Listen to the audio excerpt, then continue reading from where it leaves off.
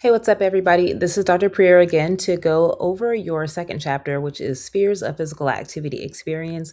Now, this chapter is a little bit longer than the first chapter. We're not going to be able to cover everything in the PowerPoint, so you absolutely have to read. Remember, the lecture and the PowerPoints are to supplement your reading, so you can't have a great understanding of something if you have not read the material. You're not going to have a full understanding, so please keep that in mind. Some of these slides I will go through a little faster because you should have covered it in the reading. Alrighty, let's get started. So our objectives to make sure we expand how much you understand about our physical activities. We've gone over that in chapter 1 as well.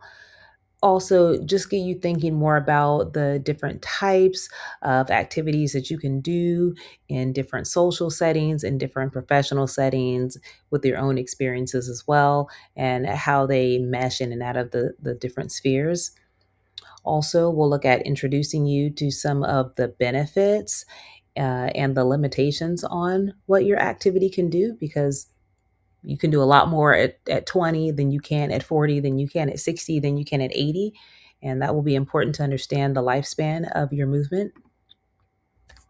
Okay, now when looking at the importance of physical activity and your experience, remember your experience is subjective. It's still valuable, but it is subjective.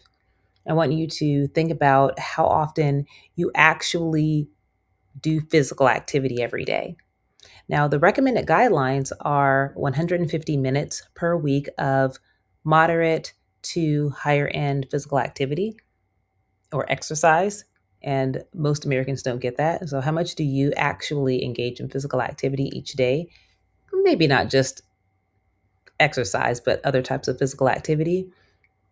And if you only thought about the number of times you exercised or participated in a sport, that's okay. But remember that physical activity encompasses more than just sport and activity, but that is the primary option, really, when we look at the health aspect of it. But it's more than that. So think bigger. What types of other activities did you engage in today, yesterday, last week? And then think about the times where you just did something small. You're brushing your hair, you're washing dishes, folding laundry. These are small activities because they do have a purpose. They're voluntary and they have a goal related to them, even though it's not a sport or exercise. But it's still defined as physical activity and it's still important. These things we also call activities of daily life. We have 7 different spheres of physical activity, and these things give you just an overall view of how important and pervasive or prominent these things are in our lives. It doesn't mean everything fits cleanly into one little section, but it's very broad. And it also tends to highlight aspects of our lives that activity is really important or vital, critically important. And we'll see that when you take away even one of these spheres and small activities, it becomes a big deal.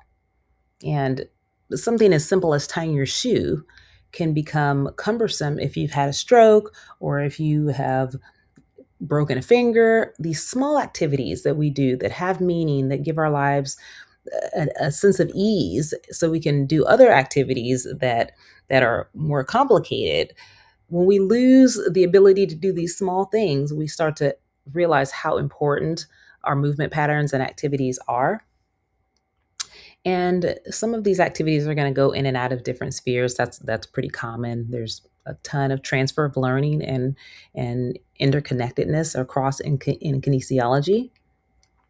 And then I would like you to choose a physical activity that you did yesterday, today, or you'll do tomorrow, which is also part of the lab.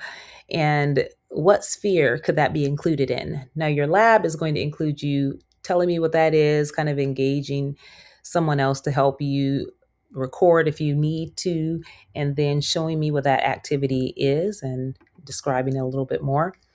Now we look at our 7 spheres, and they all fall within these three major categories, which are physical activity experiences, professional experience in physical activity, and your scholarship of physical activity. All of these seven spheres fall into one area. So, three different facets, one area, which is our experience. That's what all of these seven spheres are going to fall into. And we have self sufficiency. You can do it on your own, don't need no help. Self expression, think, dance, or art, something that expresses who you are, work, your occupation, your job, education, you being in school now, leisure, you chilling, kicking back, laid back.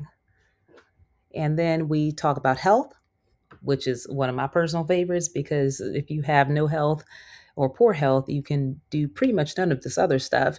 And then competition, which is present not just in sport, but literally everything in life. The first sphere of self sufficiency is literally self explanatory. So, our physical activity is necessary just to be able to do things for ourselves. Now, I've spent quite a bit of time in Northern California in the last 6 months just giving some respite care to another elderly lady. She has white brain or white matter disease, similar to dementia. And she is not able to adequately care for herself without help. She can do some stuff, but then she can do some other stuff too. And I've just seen how her self sufficiency due to the disease, not her fault, but her self sufficiency is very much so disintegrated alongside other aspects of her health and her movement, and just it's a very destructive disease that impacts our activity levels and our weight, small, large motor movements. And so your self sufficiency is impacted, and that means you can't really do things without help. Your independence is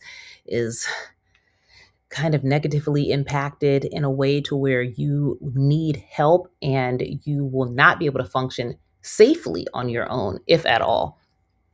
And these are ADLs. We call them activities of daily living, ADLs. And there's also another term that is IADLs, which are the same thing, but more structured, a little maybe more difficult or intricate. Our ADLs are the things that we see here. Basics, just the basics.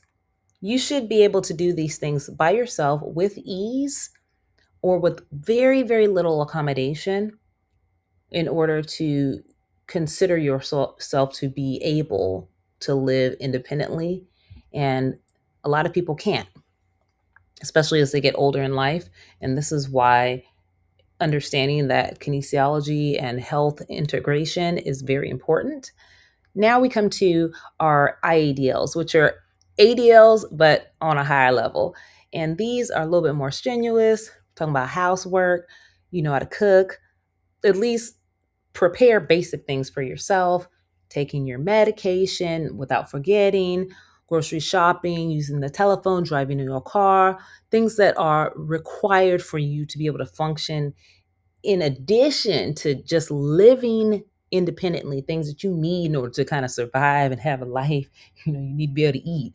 So you may be able to feed yourself, but if you can't get to the store to get food, either through mobility issues, you can't walk, you don't have a car, that's okay. Maybe you can order groceries through a service, but remember, if you don't have those skills on the phone, which is also an IADL, something that's more strenuous, you wouldn't even be able to do that without assistance. So it's not just limited to these things here, but also things that help you to be able to accomplish your ADLs. Our home maintenance activities are even more of a step. So we have our ADL, our IADLs, and our home maintenance activities. This is just think it doesn't snow in California, but I have lived in DC, I have lived in the South, and me and inclement weather are not friends. I literally moved to LA because I hate cold weather. I need to be warm. My daddy's family was from Haiti. And so I have Caribbean blood and I needed to be warm right now. And your home maintenance activities are things that many elderly are not able to accomplish on their own. And that's not their fault a lot of the time. But when we break down what can is and in these different spheres, especially of self sufficiency, we can start to see that the older you get, the more you don't take care of yourself, or the more injury comes in, or just father time on its own. These ADLs, IADLs, and home maintenance activities can be very strenuous. You do not see a lot of 85-year-olds out there shoveling snow or mowing their lawns, etc. A lot of people my age don't do this, your age don't do this, and they hire somebody, and that's okay. All of this is okay. It's not a knock if you have someone who can do these things for you. It's trying to let you know what is needed in case you don't have that assistance. Can you do these things on your own? So as we age, self-sufficiency goes way, way, way, way, way down. And we're talking now, it's upwards of about 10 million people, not institutionalized, not in a nursing home, nothing of that. They have a hard time doing sometimes one or more of the IADLs, like using a telephone or something that's a little more phony laundry. And then we have 15 plus million, um, or I'm sorry, 5 million need assistance, 15 plus million cannot do one or more. And then we have 13 to 15% of men now and 20 plus percent of women between the ages of 75 and 84 who experience difficulty in doing errands on their own. And that is from the Center for Disease Control a decade ago. Now, one thing that I've noticed and one thing that we have seen in health is that people are living longer, but they're not living healthier longer. And you guys are real young, most of y'all, and you haven't paid into Social Security for too long yet. The vast majority of you, if at all, the Social Security is really being depleted very, very, very quickly. But you'll also notice the age in order to be able to gain full Social Security without a massive cut keeps going up and up and up and up and up. It's very high now, almost to the point where Social Security is only a few years differential between the death rate, the mortality rate, and or lifespan and Social Security are neck and neck. So that's saying something where you need help to do your IEDLs, your ADLs, your home maintenance, and then you're not even going to be able to get even a lot of the money you put in to be able to hire somebody to help you with these things. So self-sufficiency and aging is a big problem, and nursing homes are extraordinarily expensive. So expensive. Not to mention the injuries that can be caused.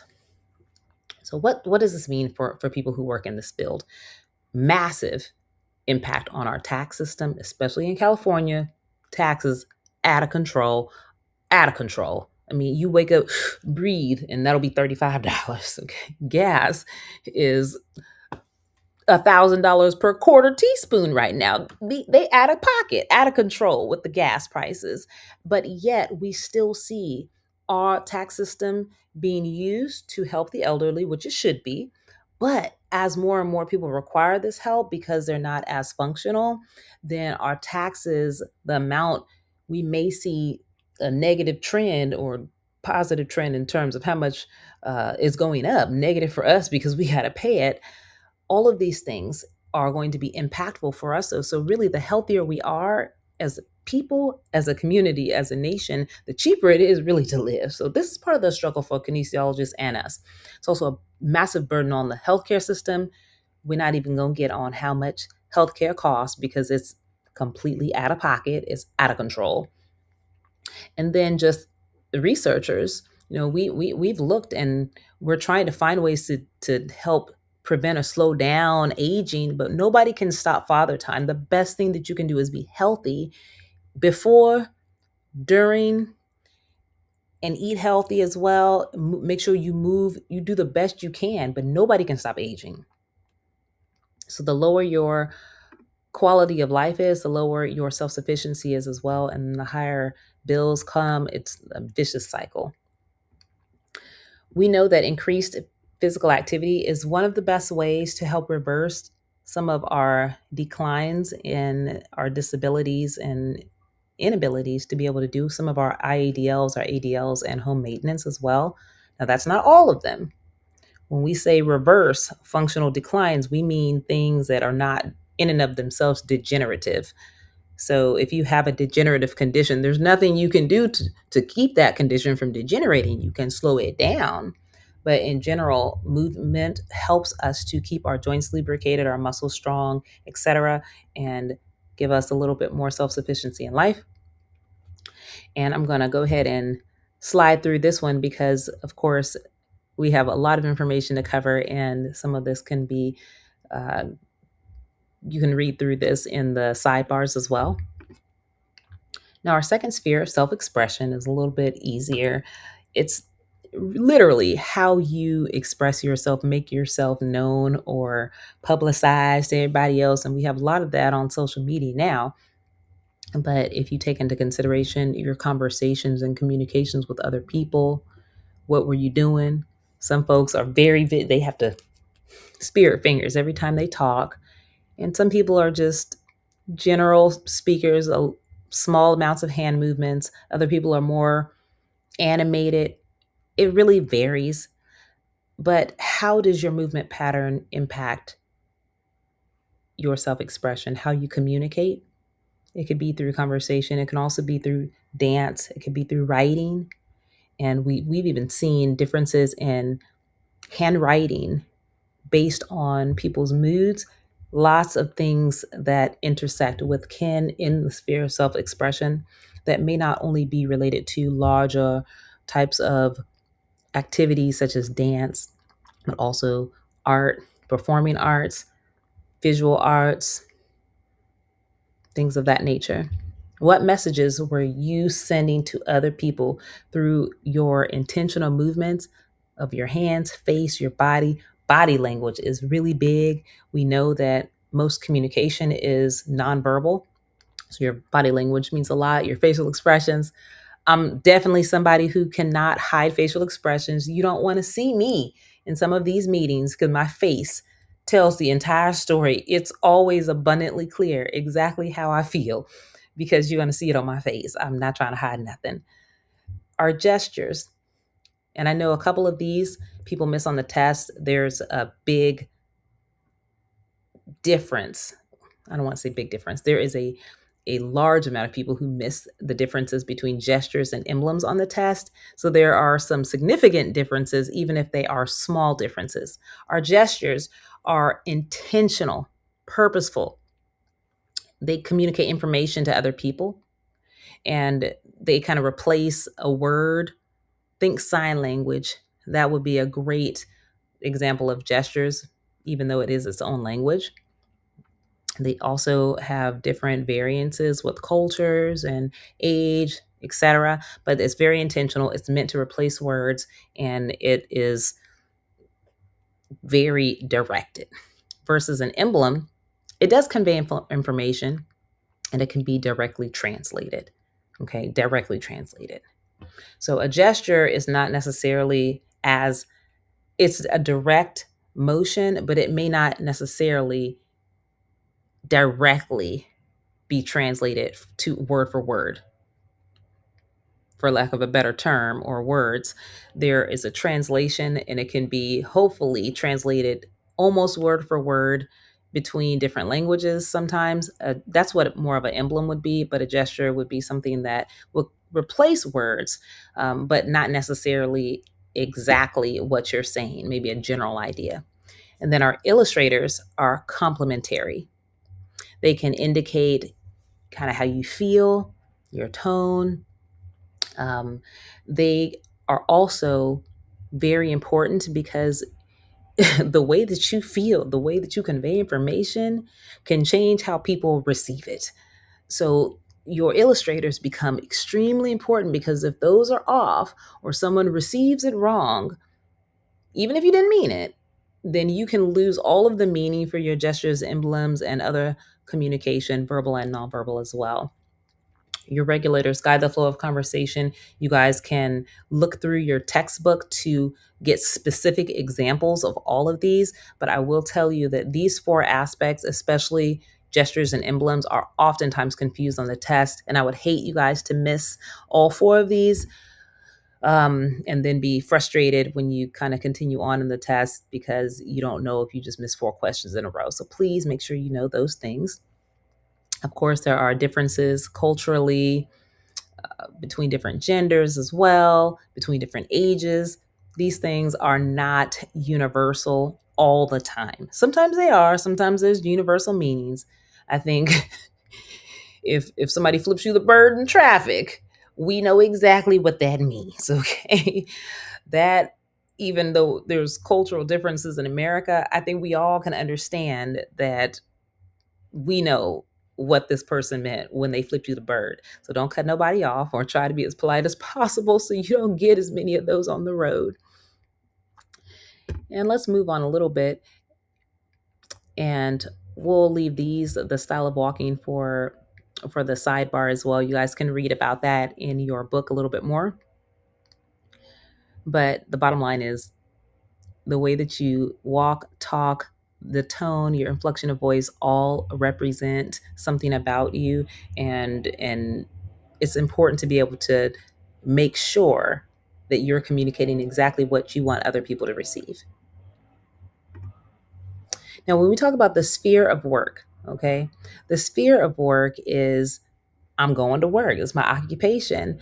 It's necessary. Even if you're just sitting at home on a computer typing all day, which is not a knock, you're not moving as much as someone who is perhaps a nurse, because they're all over the place, but you're still engaged in a lot of physical movement and physical activity. So it's kind of integral.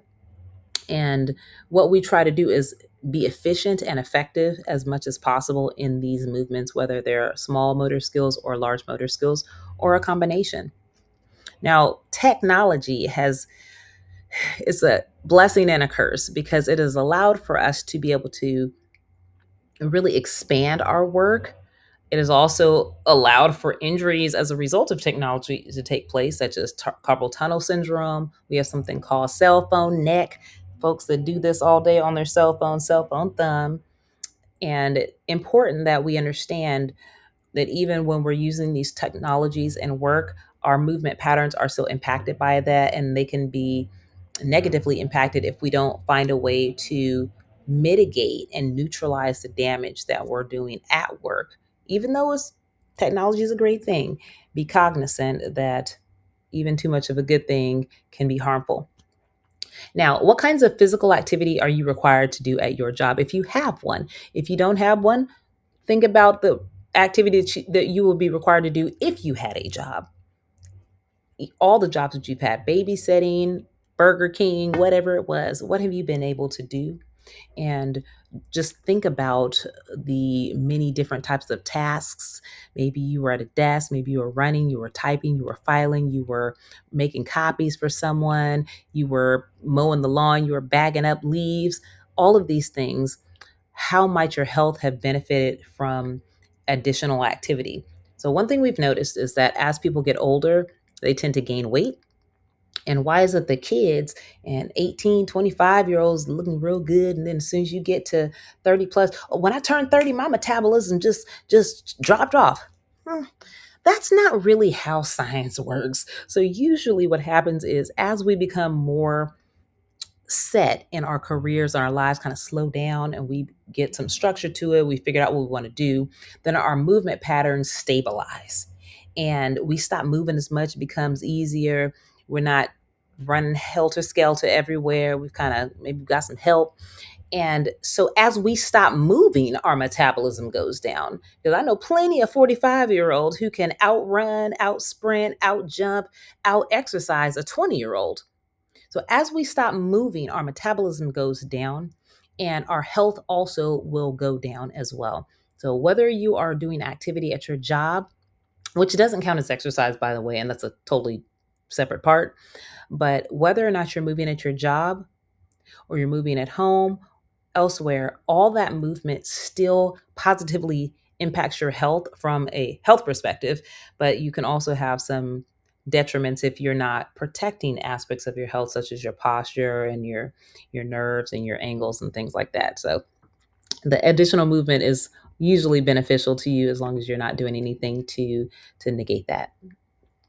The challenges that kinesiologists face. So right now, in the workplace, lots of workers' comp claims for things such as carpal tunnel, cubital tunnel syndrome. I've had one, two, three, four surgeries. So two here, one here. I got a sewing needle stuck in my arm there. It's unrelated, but these two are job and sports related. And then I also had a surgery here. It's almost like a Tommy John surgery. So these types of injuries are becoming very common in the workplace. And then your employer has to pay workers' comp for you to be out. And it's very, very frustrating for everybody involved. And workplace injuries keep rising. It does put stress on you psychologically. And that's also another aspect of kin that some people don't always realize how much your psyche is impacted when you have an injury or you're overworked or overstressed.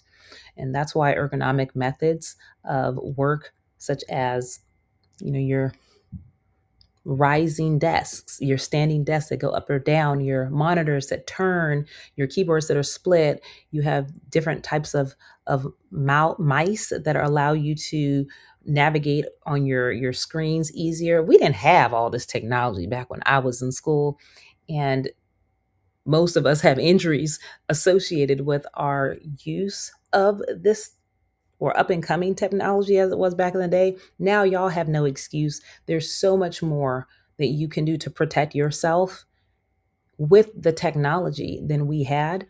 So it's really important that you guys protect yourselves and understand how your movement patterns can cause lifelong injuries. There's a great book called The Body Keeps Score, and it talks about how our micro movements impact us later on over the years. So a good example is you eat a lot of candy. I got a lot. This tooth right here is an implant. I broke it on a piece of C's candy. So I love candy. I'm the expert on dental work right now. And I know that you can eat candy for days, weeks, months, even years, and you'll never feel anything on a specific tooth. But one day, ow, oh my gosh, I have a cavity. Let me go to the dentist. It hurts. And you've been had a cavity. You done been had a cavity. That cavity just started hurting you when it hit a nerve. But the cavity has been there. And only when you felt pain did you go do something about it. So if you go for regular checkups, good for you. Don't ruin my example, okay? So I don't want to hear nothing in the comment section. The point is that you had the cavity before the pain started. And that's how your body is when it comes to, back up for a second, how kinesiologists are starting to look at our movement patterns and how they, in our occupation, they can cause pain and suffering. Well, if you do this at a keyboard and type for 25 years and you think that your neck is not going to be impacted, which is your spine, and then your walking patterns won't be impacted and your gait won't be impacted, and the way you distribute weight from your hips and your legs and your feet won't be impacted. All of these things add up, and 20, 30, 10 years later, ow, I have this problem. And you've been had that problem. You just couldn't feel the negative effects on it. So the book is called The Body Keeps Score. It's an excellent book. And I think it speaks well to this particular challenge for kinesiologists. Now, as we go to the sphere of education, c'est moi. That's you too. And the sphere of education is really important because it helps to give us knowledge that is outside of our immediate group of people. Sometimes we get our facts from our mama, our daddy, our friends. This person looks credible. Putting butter on a burn used to be a real thing that people thought would help you with a burn, but butter is a petroleum product. It seals in heat. It actually does more damage. So we know now that that's not true, but you couldn't tell great grandmama 60 years ago that butter on a burn wasn't the best thing to do. She would have cussed you out. So we know in education, we take this information that It's peer-reviewed, scholarly information, peer-reviewed information, information that is gained from credible sources, not your experiences and not your mama or your daddy or your third cousin twice removed. It's real experiences and real case studies and the like that compile information for the masses, and then we say this information is credible and these people are credible and these are the credentials.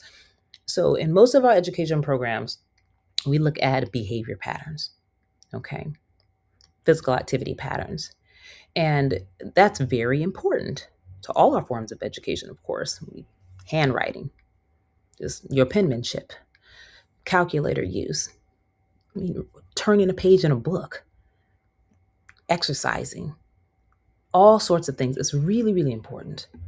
And how not only are we able to do that, use it to improve on our small motor and our larger motor skills, but also how we can then integrate that into our jobs, into other aspects of our lives. So, instruction in sport and exercise it was once severely restricted or limited to just our public schools, colleges, educational programs, parks and recreation, boys and girls club, YMCA, stuff like that. Now we have these programs everywhere. We have corporate wellness programs. One of our instructors came from the corporate wellness sector. A lot of these corporate wellness sectors or employers, they offer wellness programs because they are realizing it's more beneficial and cheaper for them when their employees are healthy and they're not off from work or on workers' compensation. Then they got to pay the worker and then they got to pay a replacement. So they're realizing, you know, these programs are important. So they're offered everywhere now, all over the place. You can find them all over the place for a variety of pricings.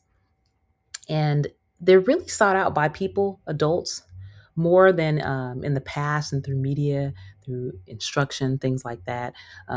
We've seen the trends. Okay, so adults really do seek these things out previously, and then now we have social media, so you can actually get a lot of this information without even have to pay for it. It's right there. If you want to learn yoga, you can get advanced yoga for free on YouTube.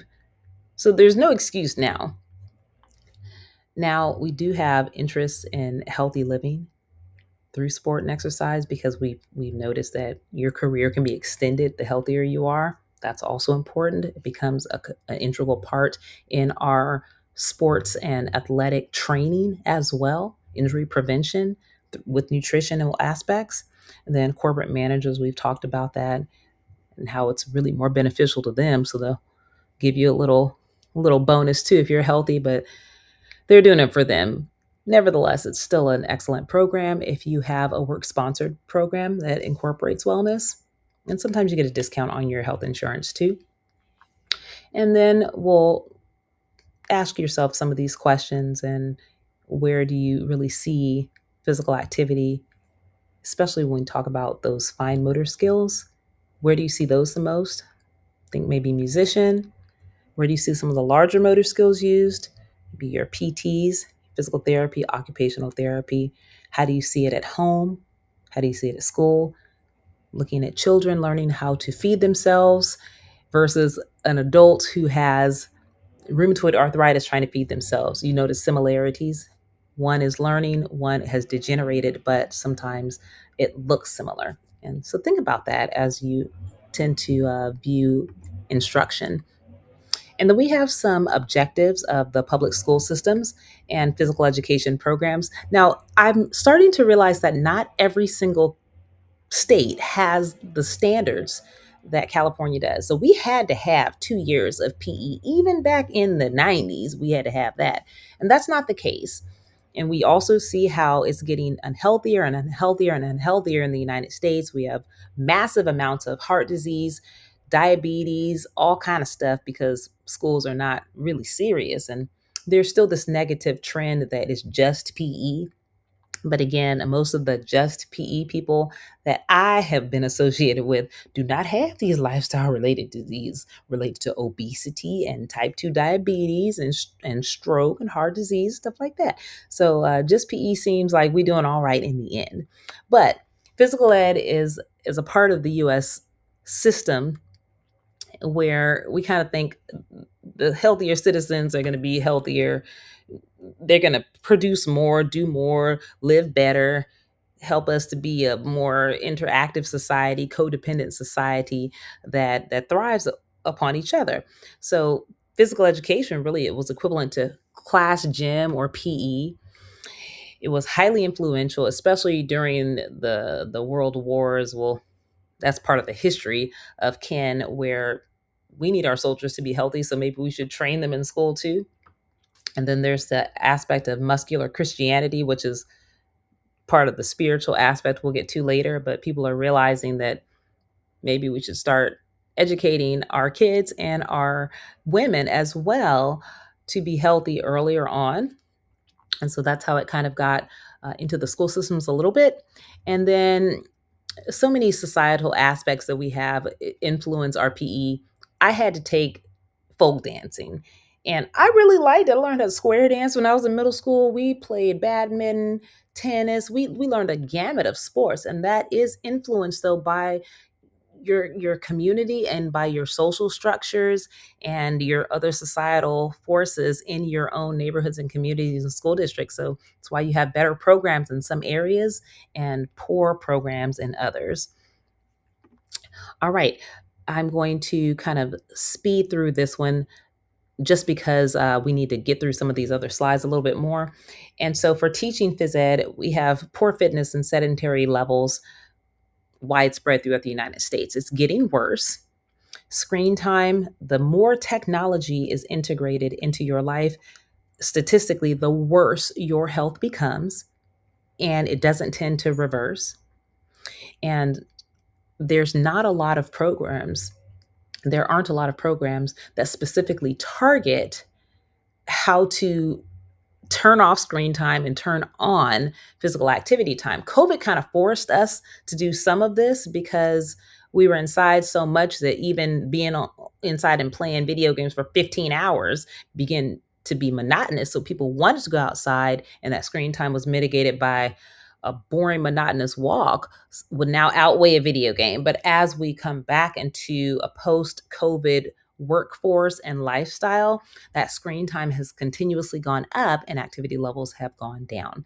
So even in physical ed classes, time that people spend during physical activity is kind of low because there's a lot of instruction and things of that nature.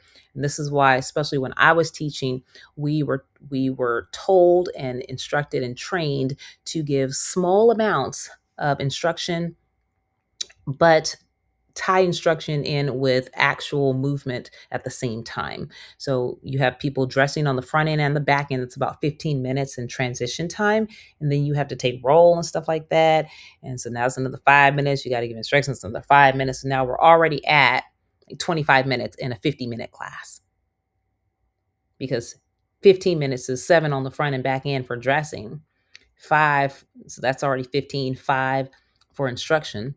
That's 20. So we might get 35 minutes, but transition time is more like 25 minutes, and that is low. It's 50%. So now this is one of the reasons why, even especially in poor neighborhoods, the health rate goes down because the physical activity level is down. So the more time we have in classes, the better we can do. But that's not always what we get when people are not on block scheduling. You just get what you get, especially in elementary schools. Now, teaching physical education for sports skill development, I talked about that in chapter 1. We do not teach PE like it's a sport. PE is for fitness and learning through the lifespan. Sport is for athletes, okay? And we can merge some of those concepts, of course, absolutely, but that's not the primary purpose of PE. It's not to push out athletes. That's what sports are for. So developing competencies is great. Developing confidence is great, but teachers are not equipped to teach athletes like they are regular mainstream students. So part of that reason is because athletes are already skilled. You got to try out.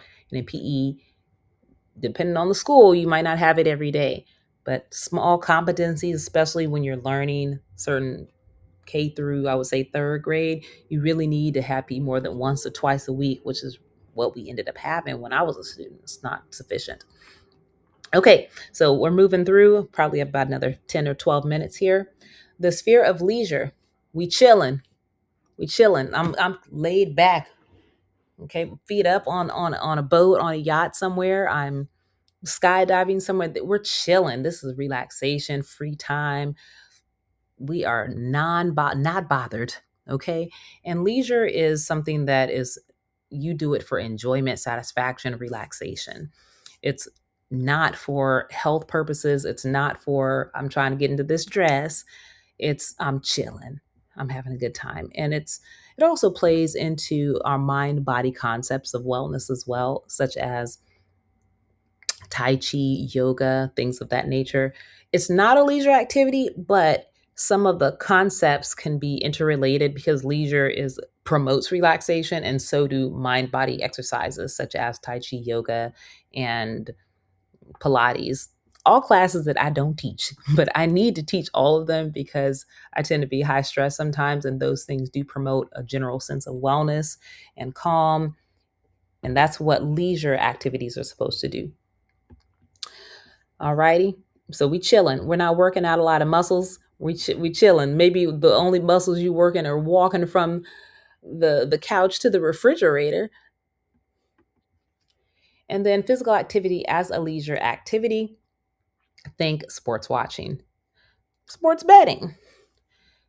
Now, this is a lot of people that have a problem with this. And I maybe have a small problem too when you try to put them in the same sphere as, a health related aspect of kin. Because, yes, it can be healthy for the mind and therefore overall holistic. Yes, of course, it'd be healthy. But we're talking about, it's not necessarily going to help you with atherosclerosis or diabetes or stroke or heart disease or anything like that. So it's more for mind body. um is it is sports watching sedentary? Absolutely, unless you are jumping up and down and cheerleading the whole time. You ain't doing nothing but sitting your butt on the couch or wherever you are listening and watching. You're not doing shit. So there's no way that this can have a comparison equivalent to anything that is exercise or large movement group related. So let's not fool ourselves. Aging and leisure physical activity, that population is booming. It's a field to get into if you think about it, because the elderly are often struggling with their mobility. So if you find something that's leisure related that includes a little bit of mobility, you might have a golden cow on your hands. Okay. And then the challenge for us as kinesiologists, well, everybody loves nice, calm state of being, but that doesn't necessarily help us with our health because there is limited physical activity, limited aspects that can help you live a healthier life as related to the components of health, which are muscular strength, muscular endurance, cardiovascular strength and endurance, body composition, and flexibility. Leisure really ain't hitting none of that stuff. It's not touching any of that. So that's kind of a problem for kinesiologists if you do it in too much excess. And then it kind of lays the foundation for young folks. Okay. And we want people to have a foundation of movement and relaxation, not just too much of one or the other. We'll skip over this one. And then our National Physical Activity Plan. This you can read in your sidebar. Please do read this because most people do not get adequate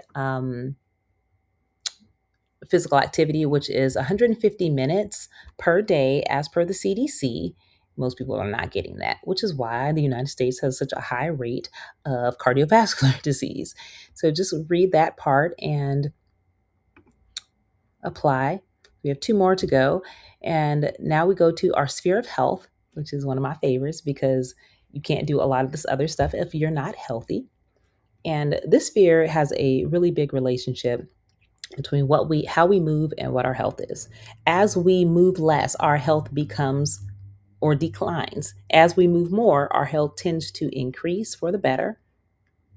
And it has a lot of negative things that comes with it.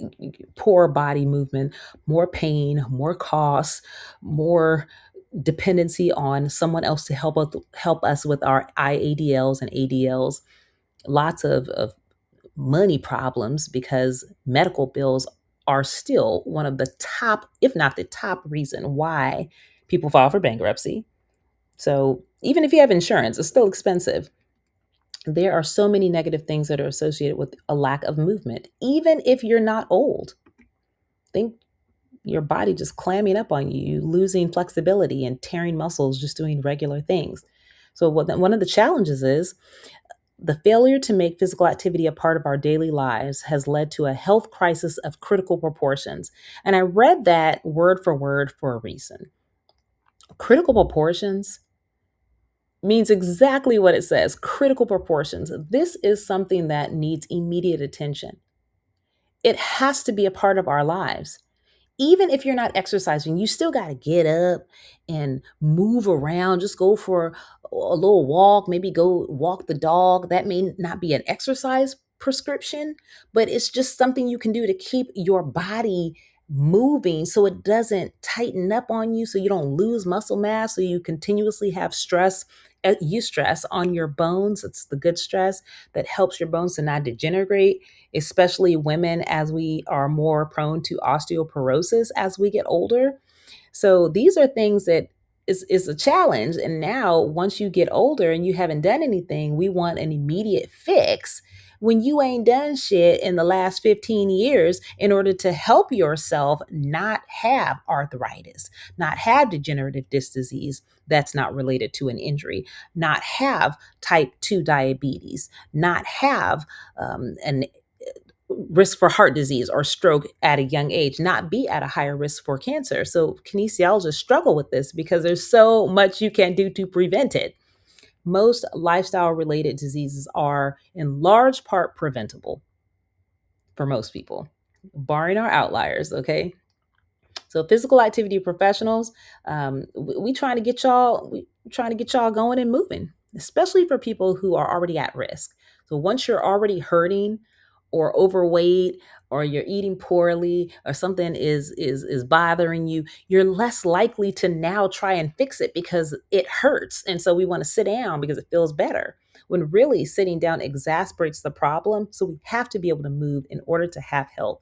Because once your body breaks down, everything else breaks down too. And visceral fat over vital organs is extraordinarily more dangerous than just adipose tissue sitting on your body. They're both bad, but visceral fat will kill you faster. Alrighty. And we'll skip over that one. You guys can look at that in your books as well. It's just a little graph on different types of sports and participation. Lastly, we come to our sphere of competition, which some people, especially in certain religious sectors, think of as being wrong, but competition is present everywhere. For your job, for your man, for the class that you want to get in, for the grades that you want, competition is literally present everywhere. So you better get used to it. Physical activity competition is usually something that you do through one on one. If you're in an individual sport or team sports, you kind of come together and you compete against someone else. But it can be both positive and negative, as everything in life. So, competition really does spur some outstanding performances. And I know, even as an athlete, there are many a times where I have broken my own record or performed very well, not just because I was running, but because somebody was on my ass. I mean, are you going to run faster if there is a Doberman Pinscher chasing you or if there is a poodle chasing you? You see, one of them is a threat, one of them is cool, one of them is a threat. But if you have a Doberman or a German Shepherd or some sort of vicious dog chasing you, salivating, I think you're going to run a little bit faster than if somebody's little itty bitty poodle was trotting along barking at you. And that's kind of how competition is. It entices better performance, it encourages, it can press people to perform better than they normally would. it can also have the exact reverse effect. Sometimes people can clam under the pressure of competition. We have our nervous system that will make a decision, fight or flight, which is outside the scope of this particular chapter, but we'll get to that. And sometimes people can be poor sports. All of that impacts our competition. I mean, we trash talked in the 80s and 90s, and now it's considered unsportsmanlike conduct. But that's just how it was. Now, you can't have a celebration in the end zone for the NFL when beforehand you had teams doing high fives and backflips, and you can't do any single man celebrations now. It is so boring. But some of that is spurred because of what was viewed as unhealthy competition. I think it's BS, but whatever. And then what do we mean by this specific word? So the word competition comes from the Latin to strive together. Now, we obviously have seen that the opposite has entailed many, many, many, many times. There are so many examples of poor sportsmanship, but that is what it's supposed to mean. And if it makes sense, then it makes sense, then it makes sense. Now, I said all that to say this.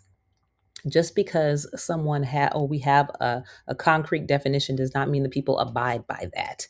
And that is where subjectivity comes in and your experience with physical activity and sport and recreation and leisure, as talked about in chapter 1. Subjectivity and competition, people could do whatever they want. We can't just mandate it and think that we set a rule and everybody's going to follow it. That's why there are consequences.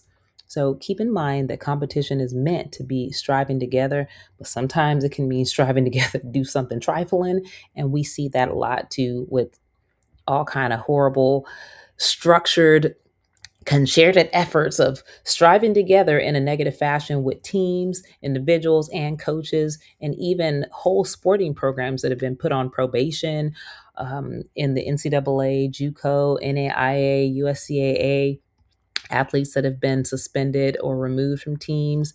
So it can go both ways, absolutely. Alrighty, coming on down. And now we come to the challenge for kinesiology experts. And it's a natural thing. We all want to be the best. Everybody wants to be the best. Why not? Why would you strive to be number 15? So, of course, it's a natural in human beings. And of course, it's going to impact us and help us to strive to do better, most people. But it can also bring out really bad social, cultural, gender, all of these aspects can be negatively impacted by competition. And I'm not saying it's right. I'm saying the competition can bring out gender issues.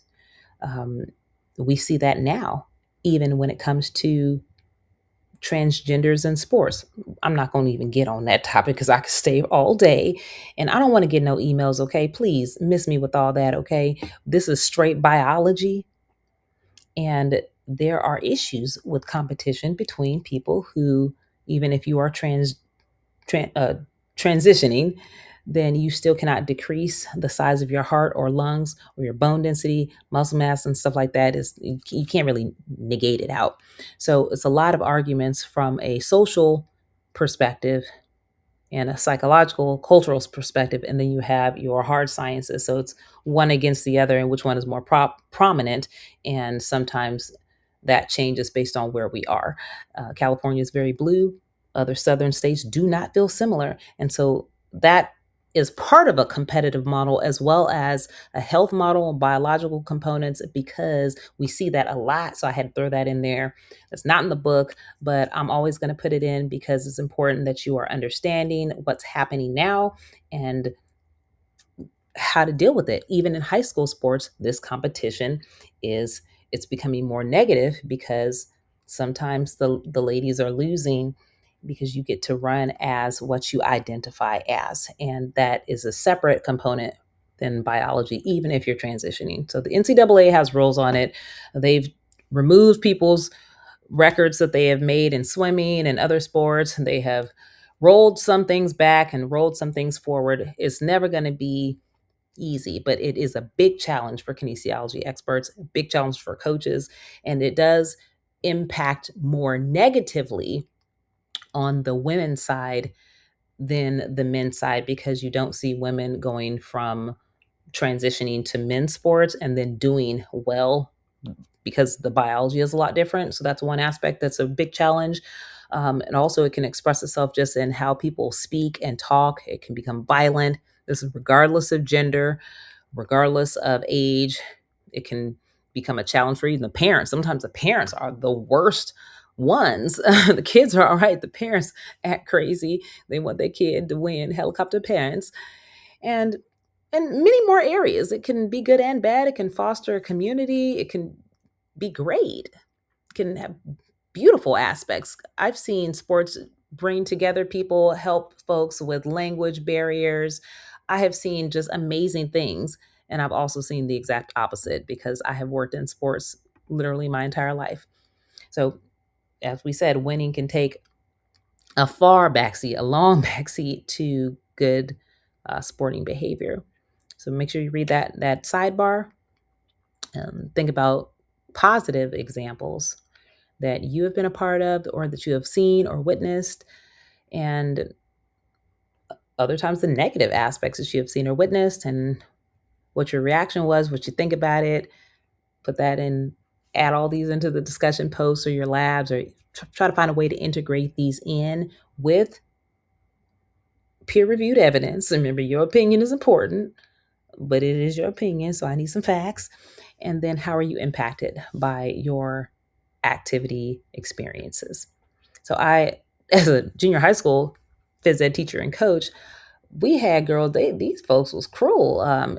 Some of y'all and would not have survived the 80s. They would take your clothes and you would be doggone near butt naked in the locker room with drawers on, and your clothes nowhere to be found. And this is before a lost and found, where you could just go pick anything. You knocking on the teacher's window trying to get a sweater from from somebody, from one of the teachers, so that you could go to your next class, because that's how cruel kids can be sometimes. And when you experience something like that, your your experiences with PE can be completely marred. Where we had kids that did not want to dress out at all. I have failed many a student, boy and girl, because they would not dress out in PE. They would not put on their PE clothes. They would come to PE in jeans and whatever else, a puff coat, and they would not dress out. And so I couldn't let them participate. And so I had to give them an F for whatever reason there was, because I'm not a psychologist and my job is to teach PE. So we had to refer you out. So it does impact psychology, sociology, but they would not dress out. Their experience was so negative. They had body image issues because maybe somebody made fun of them, whatever it was. Maybe they were being bullied. Somebody stole their clothes. They couldn't perform in the sport. So who knows? But their experience was so negative, they literally would rather take the F than dress out for PE. That is how impactful people's experiences are. And we have to be very, very cognizant of how we judge people, because you don't know what folk have been through. I'm not excusing it. I provide an explanation for the behavior, not an excuse for it. So think about how your experience was, somebody else's experience. We do know that people who battle weight problems, especially kids, on the playground, we found that kids do not discriminate against race or anything like that. Kids discriminate against the larger kids, the kids who are a little bit heftier, the kids who may have some weight problems, not because they didn't like them, because they just wanted to win the race. They wanted to win the game. And the larger kid, the kid who had an obesity problem, was just slow. They couldn't do anything, kept getting passed up. So they discriminated against kids who were heavier, not kids who were black, white, Mexican, Native American, Indian, Caribbean, not boy, girl, heavier kids. And so that is an experience. Now, if you never got picked or picked last for all your sports because you were bigger, did you want to dress out? Did you feel comfortable dressing out in the gym? Probably not. And so then you don't want to, it fuels you further not wanting to participate. That's why we have gyms that now cater to people who have weight problems, so they feel comfortable, or women, they can feel comfortable coming in, they want to get hit on. They don't have to worry about people making fun of them. So That's the end of the slideshow. This was a particularly long chapter. Thank y'all very kindly. Feel free to always come back and look at anything that you need to go over in order for you to have a more general and positive understanding of the chapter. And that way you will do well on the test. Okay. All right, y'all. My hair has fallen out in the scrunchie, but it's still, the information is still there. I hope you enjoyed it, and good luck on the test. See y'all in chapter 3. Bye bye now.